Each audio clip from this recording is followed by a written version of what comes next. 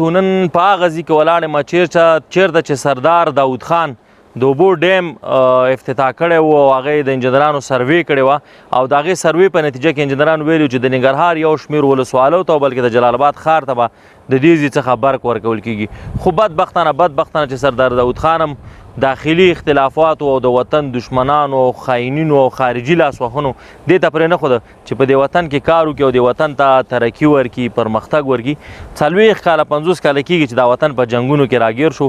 او دا ډیم هم پاتې شو. دا د ننګرهار ولایت د هسکې مینې ولسوالۍ د شابو تانګی دی چې په دغه خوړ کې په زرګونه متره مکعب اوبه په یو ورځ کې د دې ځای څخه تېرېږي او 6 میاشتې مسلسلې اوبه لري. نو موږ به د کیمرې په سترګه باندې تاسو ته راوښیو چې دلته د ډیم جوړېدل ډېر زیات اسانه دي او په اسانۍ سره ممکنه ده چې دلته برق جوړ شي. زه همیشه د خړو غونډو خبرې کوم چې دا خړې غونډۍ به شنې کېږي خو دا خړې غونډۍ چې شنې کېږي د هغې هغه به دلته چې کله د اوبو بند جوړ شي نو بیا به انشاءالله تعالی دا خړې دښتې دا خړې غونډۍ دا به ټولې خړوبېږي او د دې سبب به ګرځي چې دا زموږ هم ورسره وطن ښکلی شي هم د دې سیمې د خلکو اقتصاد ورسره راپورته شي. تاسو په الله تعالی باندې یقین وکړئ چې په دغې خوړ کې په هر کال باندې ډېر درانه سیلاونه راځي. دې ته د ازارناو خوړ ته خلک لیونی خوړ وایي یعنې دا چې که په ځمکو ورشي او که په پټو ورشي او که په کورونو ورشي وړیا هر کال په لسګونه ځل باندې په دې کې سیلاو راځي او دغه سیلاو چې پټي او ځمکې زموږ او ستاسو ویسي او بالاخره په څو ساعتونو کې په پوله باندې اوښتې او ګټه چې دی بل چېرته تلي نو دا هغه د بند ساحه ده د کیمرې په سترګه باندې موږ او تاسو ته شو کوو راځئ. دا نه یوازې که موږ دلته د بند خبره کوو بیا زیاتره خلک وایي چې د کونړ په سیند باندې ډیم جوړ شي که د افغانستان یو څاڅکې اوبه مهارېږي موږ او تاسو باید د زړه نه پرې خو دا خو زرګونه متره مکعب اوبه دي 6 میاشتې روانې اوبه دي نو څو ولسوالۍ مو ورسره خړوبېدلی شي زراعت مو ورسره کوي زراعت چې قوي شي صنعت ورسره قوي کېږي نو انشاءالله تعالی زموږ کار دا دی چې الله تعالی هم فرمایي چې لا یکلف الله نفسا الا یو نفس نه مکلف مګر صحیح چې زموږ کار دا دی چې موږ غږ جګو دا غږ به جګو دا به تر مسؤلینو مو رسو تر نړیوالو مرستندویو ادارو به یې مو رسو که څوک موږ سره واقعي مرسته کوي راځئ موږ ته دا ډیم جوړ کړي. آباد باشی زخمی ویران افغانستان بیا دی جوړوم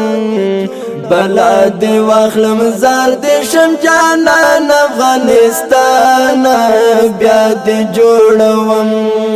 بلا دی واخلم زار دی شم جانان افغانستان بیا دی جوړوم آباد باشی زخمی ویران افغانستان بیا دی جوړوم بلا دی واخلم زار دی شم جانان افغانستان بیا دی جوړوم بلا دی واخلم زار دی منم د ښکلاګانو میرې رب دې راته جوړ کړه منم د ښکلاګانو میرې رب دې راته جوړ کړه اواز لګي تا اواز لګي تا پدرس جهان افغانستان بیا دې جوړوم بلا دی واخلم زار دی شم جانان افغانستان بیا دی جوړوم بلا دی واخلم زار دی شم جانان افغانستان بیا دی جوړوم آباد باشی زخمی ویران افغانستان بیا دی جوړوم بلا دی واخلم زار دی شم جانان افغانستان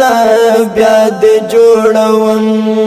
بلا دی واخلم زار دی شم جانان افغانستان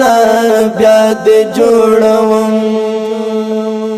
پغیگا کی دی داسی قهرمان بچی روزلی پغیگا کی دی داسی قهرمان بچی روزلی تکوری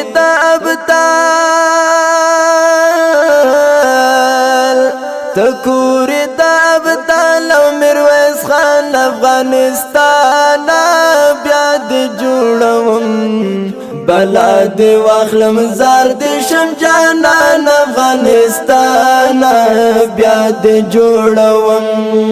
بلا دې واخلم زار دې شم جانان افغانستان بیا دې جوړوم آباد باشي زخمی زخمی ویران افغانستان بیا دې جوړوم بلا دې واخلم زار دې شم جانان افغانستان بیا دې جوړوم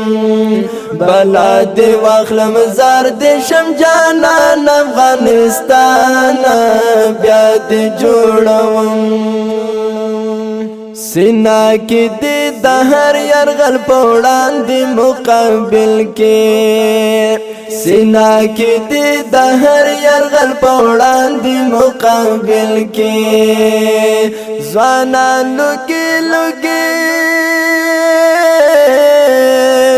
ځوانان لوګي لوګي درنه قربان افغانستان